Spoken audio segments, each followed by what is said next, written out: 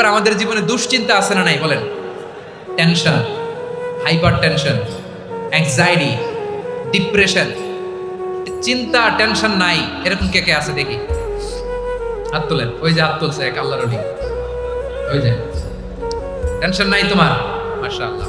ও না বুঝে তুলছে, জোকের চোটে, জোশের ঠেলায় ধাক্কায় তুলে ফেলছে। সবার জীবনে টেনশন আছে না নাই? এই দুশ্চিন্তা, পেরেশানি, মারাত্মক পেরেশানি থেকে মুক্তি পাওয়ার জন্য বিষ্ণু ইসলাম দুটো দোয়া পড়তেন। কয়টা? অনেকগুলো পড়তেন। স্পেশাল দুটো দোয়া আজকে আপনাদের শিখায় যাবো, শুনবেন না? কষ্ট হচ্ছে? সংক্ষিপ্ত মুনাজাত দিয়ে দেই। ওরে আল্লাহ, আমি তো 9:30 ক্রস করে ফেলছি মাসুদ ভাই, খেয়াল করে নেই।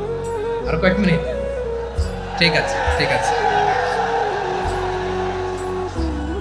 পেরেশানিতে পড়লে, টেনশনে পড়লে এই দোয়াটা, প্রিয় ভাইরা, বিষ্ণু ইসলাম যখন খুব বিপদে পড়তেন, দুশ্চিন্তা ওনাকে ঘিরে ধরতো, উনি পড়তেন ইয়া হাইয়্যু ইয়া কাইয়্যুম বিরহমাতিকা আস্তাগীথ, ইয়া হাইয়্যু ইয়া কাইয়্যুম বিরহমাতিকা আস্তাগীথ, ইয়া হাইয়্যু ইয়া কাইয়্যুম, হে শাশ্বত অবিনশ্বর, হে চিরঞ্জীব, বিরহমাতিকা আস্তাগীথ, তোমার রহমতের উসিলায় তোমার কাছে ফরিয়াদ করি, এটা করতেন।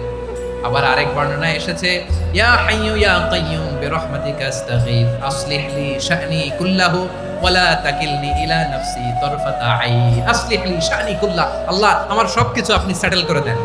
আমাদের সব ঝামেলা সেটেল করে দিতে পারে কে?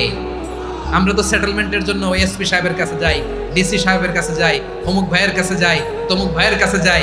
এই দোয়া পড়লে আরশের উপর থেকে আপনার ম্যাটার সেটেল করে দিবে কে?